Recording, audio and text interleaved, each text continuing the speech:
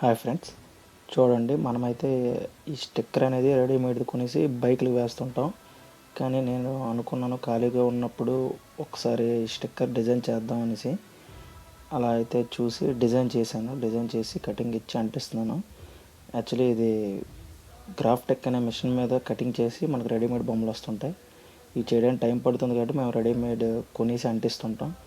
కాబట్టి అలా ఎందుకు మన మిషన్ మీద చేసి అంటిద్దాం అనేసి ఖాళీగా ఉన్నాను. అందుకు ఆ టైంలోన ఇవన్నీ కటింగ్ ఇచ్చి రెడీ చేస్తున్నాను. అది ఒకసారి మీరు చూడండి, ఎలా వచ్చిందో లాస్ట్లో కామెంట్ చేయండి ఫ్రెండ్స్.